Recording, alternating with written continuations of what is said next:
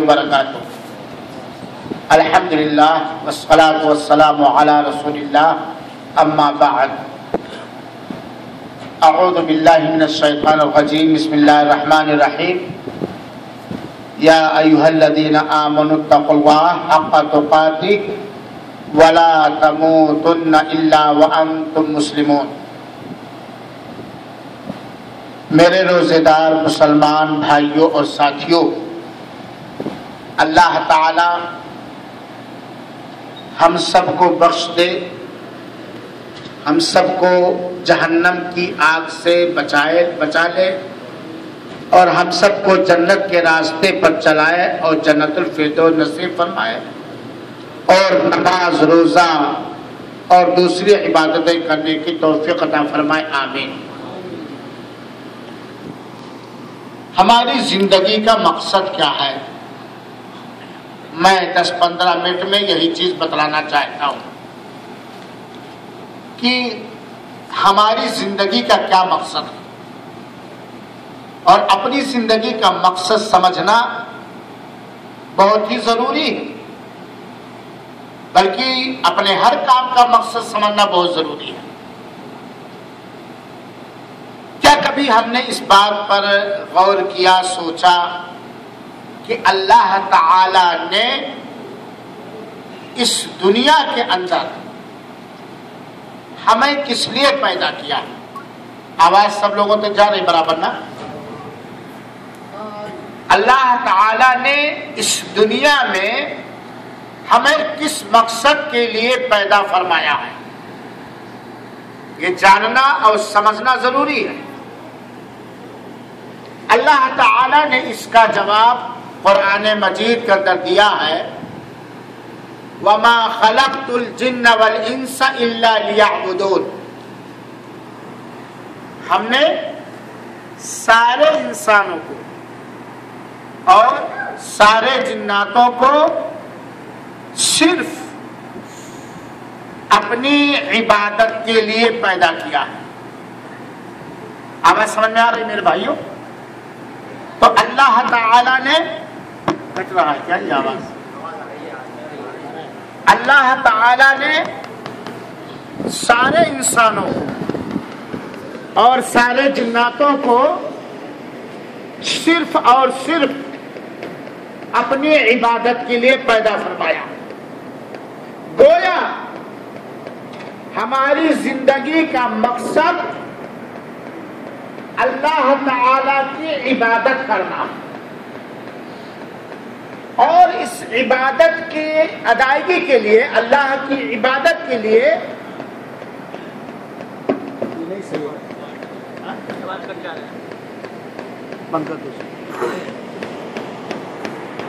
اللہ تعالی کی اس عبادت کے لیے ہم کو اور آپ کو جن چیزوں کی بھی اس دنیا میں ضرورت پڑ سکتی تھی، ان ساری چیزوں کو اللہ تعالی نے ہمارے لیے پیدا کر دیا ہے. اب خود سوچیں کہ اس دنیا میں زندگی گزارنے کے لیے اور رب کی عبادت کے لیے جتنی چیزوں کی بھی ہمیں ضرورت تھی، ساری چیزیں اللہ تعالی نے پیدا کر دیا ہے اور دے دیا ہے. یہ الگ بات ہے کہ کسی کو زیادہ ملا ہے، کسی کو تھوڑا ملا ہے، کسی کو آسانی سے مل رہا ہے اور کسی کو محنت اور پریشانی سے مل رہا ہے. مل رہا کہ نہیں مل رہا؟ تو ہماری زندگی کا مقصد اللہ تعالی کی عبادت کرنا، اور عبادت ہر اس بات کو کہتے ہیں، ہر اس عمل کو کہتے ہیں، ہر اس حرکت کو کہتے ہیں جس سے اللہ تعالیٰ پسند فرمائے اور جس سے اللہ تعالیٰ راضی ہو. ہر وہ کام، ہر وہ بات، ہر وہ عمل، چاہے اس کا تعلق دل کے اندر سے ہو اور چاہے اس کا تعلق باہر سے ہو، جس سے بھی اللہ تعالیٰ پسند فرمائے، جس سے اللہ تعالیٰ راضی ہو جائے، اس سے عبادت کہتے ہیں. عبادت کسے کہتے ہیں؟ ہر وہ کام، ہر وہ بات، ہر وہ طریقہ، ہر وہ عمل جسے اللہ تعالیٰ پسند فرمائے اور جس سے اللہ تعالیٰ راضی ہو اسے عبادت کہتے ہیں۔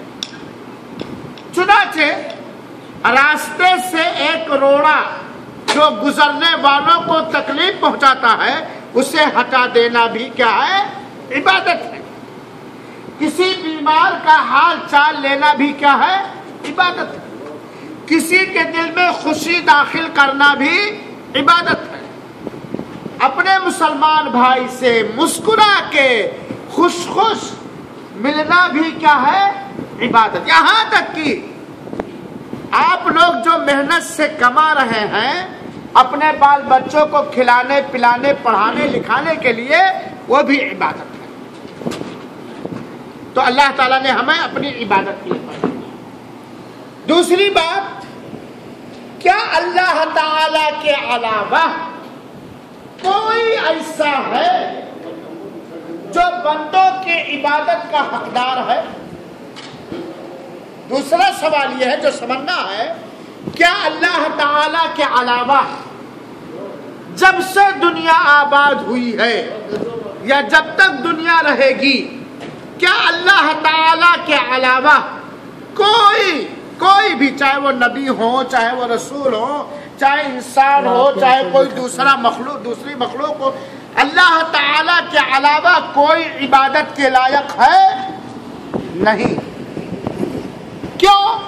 کیونکہ عبادت کے لائق، بندگی کے لائق، پوجنے کے لائق، مانگنے کے لائق، ڈرنے کے لائق، امید کرنے کے لائق، آشا کرنے کے لائق، بھروسہ کرنے کے لائق وہ ذات ہے جس نے ہم کو اور آپ کو پیدا کیا۔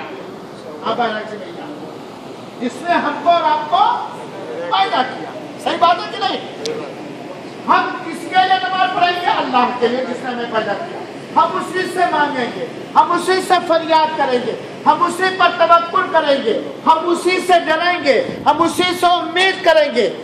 جس نے ہمیں پیدا کیا ہے وہی عبادت کرائے۔ اللہ تعالی نے فرمایا، ما اريد منهم من رزق ولا اريد ان يطعمون، میں بندوں سے نہیں چاہتا ہوں کہ مجھے کھلائے پلائے۔ تو عبادت کے لائق کون ہے؟ صرف اللہ۔ اللہ تعالیٰ نے قرآن مجید کے اندر ارشاد فرمایا، وَإِلَٰهُكُمْ إِلَٰهٌ وَاحِدٌ، عبادت کے لائق تمہارا ایک ہی الہ ہے۔ وَإِلَٰهُكُمْ إِلَٰهٌ وَاحِدٌ، الہ عبادت کے لائق تمہارا ایک ہی اللہ ہے۔ ہے بات صحیح کہ نہیں ہے؟ تیسری بات، اگر کسی مخلوق نے اللہ کے علاوہ کسی اور مخلوق کی عبادت کی، کسی انسان نے، کسی جنات نے اللہ کے علاوہ کسی دوسرے کی عبادت کیا تو وہ کیا مانا جائے گا؟ کافر۔ صحیح بات ہے کہ نہیں؟ وہ کیا مانا جائے گا؟ وہ کافر ہے کہ نہیں؟ اسی طریقے سے اگر اللہ کی عبادت میں ہم نے اللہ کی کسی مخلوق کو شریک و ساجھیدار کیا تو کیا ہو جائے گا؟ شرک ہو جائے گا۔ یہ بہت ضروری ہے سمجھنا میرے بھائی، شرک ہو جائے گا۔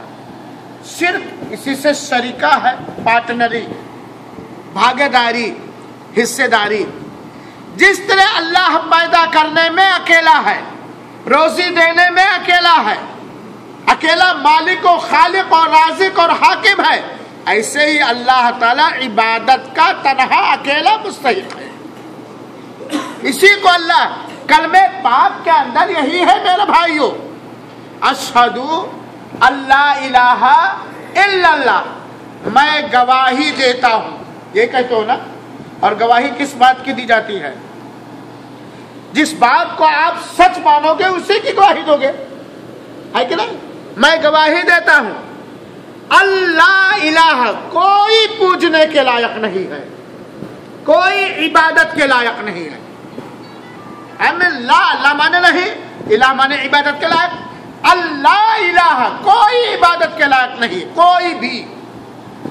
نہ کوئی انڈین، نہ کوئی پاکستانی، نہ کوئی بنگلہ دیشی، نہ کوئی عراقی، نہ کوئی ایرانی، نہ کوئی سعودی، نہ کوئی نبی، نہ کوئی رسول، نہ کوئی پیر، نہ کوئی پیغمبر، نہ کوئی فقیر، نہ کوئی خواجہ، نہ کوئی دستگیر، لا الہ، کوئی عبادت کے لائق نہیں الا اللہ، سوائے اللہ کے، اللہ کے علاوہ کوئی ایسی ذات نہیں ہے جس کی عبادت کی جائے، جس کے لیے نظر و نیاز کیا جائے، جس کے لیے سجدہ کیا جائے، جس کے لیے نماز پڑھی جائے، وغیرہ وغیرہ۔ وَإِلَٰهُكُمْ إِلَٰهٌ وَاحِدٌ، اسی کو اللہ تعالیٰ نے قرآن مجید کے اندر اس طرح فرمایا ہے، قُلْ إِنَّ صَلَاتِي وَنُسُكِي وَمَحْيَايَ وَمَمَاتِي لِلَّهِ رَبِّ الْعَالَمِينَ۔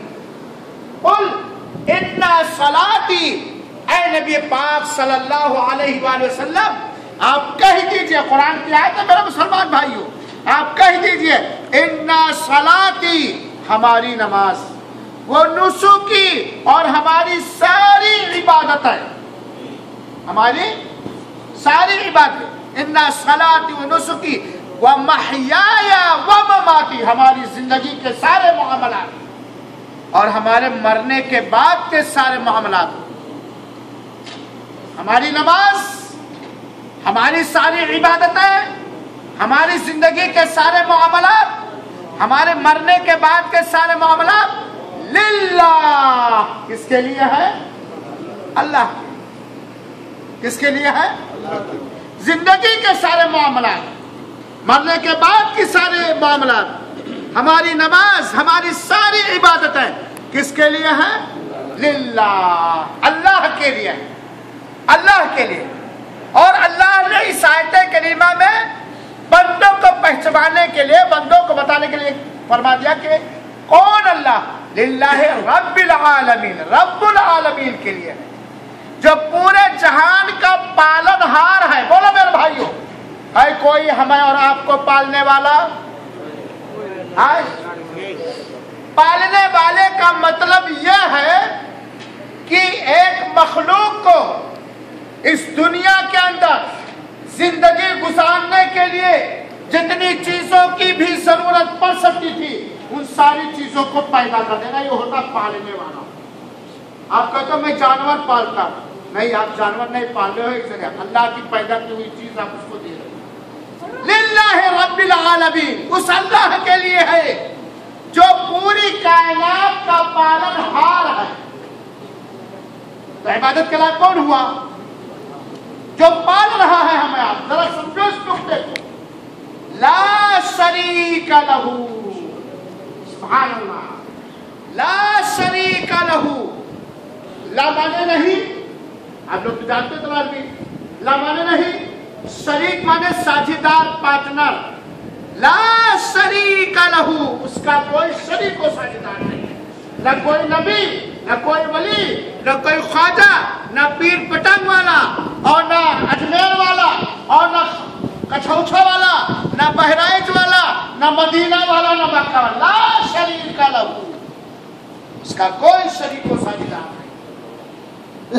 لیس کمثلہ شیء، اللہ کے مانند کوئی چیز نہیں ہے، وہو السمیع البصیر، اور وہ سننے والا اور جاننے والا، لا شریک لہ، اس کا کوئی شریک و ساجھیدار نہیں۔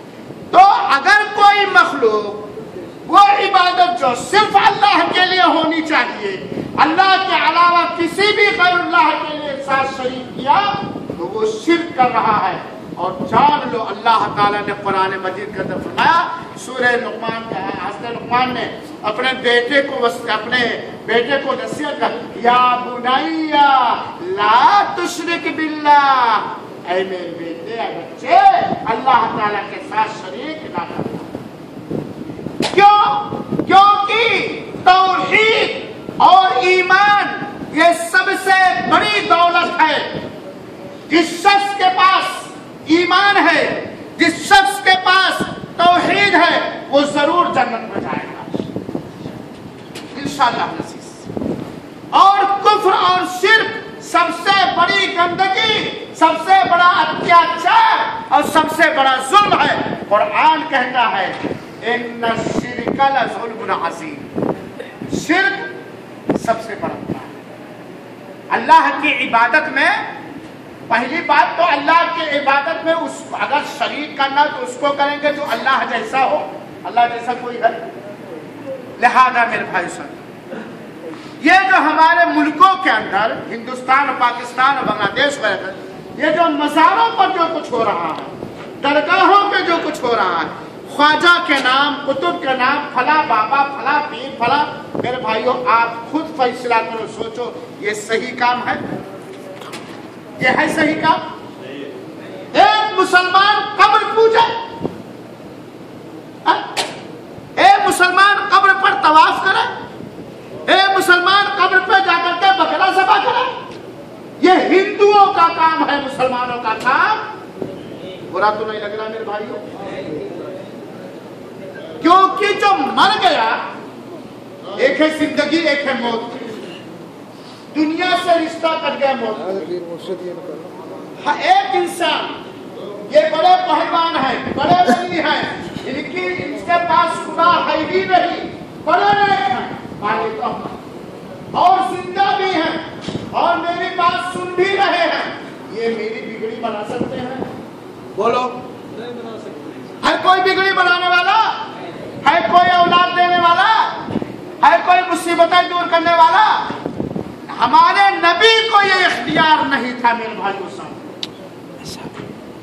आदम को, नूह को, मूसा को, ईसा को, इब्राहिम को, यूसुफ को, लुकमान को और नबियों के सरदार पैगंबर प्यारे हबीब जनाब मोहम्मद मुस्तफा सल्लल्लाहु अलैहि वसल्लम को यह इख्तियार नहीं था। जब नबियों को इख्तियार, अल्लाह के नबी लोग सताए गए हैं कि नहीं सताए गए हैं? हज़रत इब्राहिम को आग में डाला गया, क्यों? क्योंकि इब्राहिम ने यही कहा ये बुत पूजा, मूर्ति पूजा, इंसान पूजा ये हराम है, अल्लाह की इबादत करो। अल्लाह के रसूल को मक्का में नहीं सताया गया है? अगर नबी को नफा नुकसान पहुंचाने की ताकत अल्लाह दिया होता तो अल्लाह के रसूल को तकलीफ पहुंचती? मेरे भाइयों, अल्लाह के वास्ते इस हकीकत को समझो और इबादत के लायक सिर्फ अल्लाह है। अल्लाह ताला ही की इबादत करो। अल्लाह की इबादत में किसी को शरीक और साझीदार न। चौथा सवाल मेरे भाइयों और साथियों, हर एक को अपने मन से करना चाहिए, क्या हमेशा दुनिया की जिंदगी हमेशा हमेशा की जिंदगी है या चंद दिन के लिए है? हाँ बोलो, चंद दिन के लिए है ना? आप लोग आहसा हफूब जिस्सा तरफ में काम करते हो, कितना सामान खरीद करके रखे हो? जितना इस्तेमाल करने की जरूरत है या जितना डोर टू डोर भेज सकते हो या जितना अपने साथ ले जा सकते हो। सही बात है कि नहीं नौजवान? है भाई कि नहीं बहन साहब? उससे ज्यादा नहीं खरीद के। क्यों? क्योंकि यहाँ से जाना उम्मीद है, अल्लाह ताला से उम्मीद है कि हम अपने मुल्क वापस जाए, उतने रखे हो ना। तो दुनिया से भी जाना है कहाँ? बोलो, कब्र में। कहा जाना है? कब्र में। और ऐ रोजेदार मुसलमान भाइयों, आप अल्लाह के घर में मस्जिद में बैठे हुए हैं, रोजे की हालत में हैं, वल्लाह रूह निकलते ही हम बिल्कुल मिस्कीन हो जाएंगे। कभी किसी मुर्दे को नहलाते हुए देखा है? देखा आप लोगों ने? मुर्दे को कफनाते हुए देखा है? जैसा चाहो उल्टो कर, वो अपना पलट भी नहीं सकता, उठ भी नहीं सकता। नया पहना रहे हो कि पुराना पहना रहे हो, उसकी इज्जत कर रहे हो कि उसको तकलीफ पहुंचो, कुछ नहीं जाता। मिस्कीन हो गया कि नहीं हो गया? मेरे मुसलमान भाइयों, एक मुसलमान दुनिया को आखिरत की खेती समझता है, आखिरत की कंपनी समझता है। मरना है और मरने के बाद हर एक को अपने अपने अमल का क्या देना है कोई बहाना निकलने अल्लाह ताला से थोड़ा आगे जाइए, इधर आइए, इधर। हर एक को मरना है, पब्लिक कर लो। और मरने के बाद हर एक को अपने हर छोटे बड़े अमल का فرما دے گا اقرا کتابک، لو اپنا اعمال نامہ پڑھ لو اور اپنا حساب کتاب خود کرو۔ اے میرے مسلمان بھائیوں اور ساتھیوں، اللہ کے واسطے ہم کو اور آپ کو چاہیے کہ ہم اپنے سارے گناہوں سے توبہ کریں، اور گناہوں میں سب سے بڑا گناہ کفر اور شرک اور نفاق ہے۔ ہر چھوٹے بڑے گناہ سے ہم توبہ کر لیں۔ اس دن کے آنے سے پہلے یوم لا ينفع مال ولا بنون الا من اتى الله بقلب سلیم، اس دن کے آنے سے پہلے جس دن نہ اولاد نفع دے گی، نہ پراپرٹی نفع دے گی، نہ جائیداد نفع دے گی، سوائے اس آدمی کے جو ٹھیک دل لے کر کے آیا، جو وہ دل لے کر کے آیا، جس دل میں ایمان ہے، جس دل میں توحید ہے، جس دل میں رب کا تقویٰ ہے، وہی کامیاب ہوگا۔ لہٰذا ہم اپنے سارے گناہوں سے توبہ کریں اور اپنی آخرت کو سنوارنے کی کوشش کریں، دنیا کو آخرت کی کھیتی سمجھیں۔ اللہ رب العالمین سے دعا ہے کہ اللہ تعالی ہم سب کے گناہوں کو معاف فرما دے اور ہم سب کو نیک عمل کرنے کی توفیق عطا فرمائے۔ آمین وصلی اللہ وسلم علی نبینا محمد صلی اللہ علیہ وسلم۔ میرے پاس بیٹھے نہیں، ایک بات تیار ہو رہا ہے، آپ لوگوں کے لیے خیال لگ رہا ہے۔ میرے پاس 3 انعام ہے، کیونکہ ایک انعام ویڈیو بنانے والے کو دے دوں گا، ذرا پینس بنواشان کر سکتے۔ سوال میں کرتا ہوں، جو جانتا ہوگا ہاتھ اٹھائے گا، ہے نا؟ یہ ذہن والے ہاتھ اٹھائیں۔ پہلا سوال یہ ہے کہ اللہ تعالی نے انسانوں اور جناتوں کو کس لیے پیدا کیا ہے؟ جو جانتا ہے ہاتھ اٹھائے۔ اے بھائی جواب نہ دو، جو جانتا ہے ہاتھ اٹھائے۔ آپ بولو، آپ ہاں، کس لیے پیدا کیا ہے؟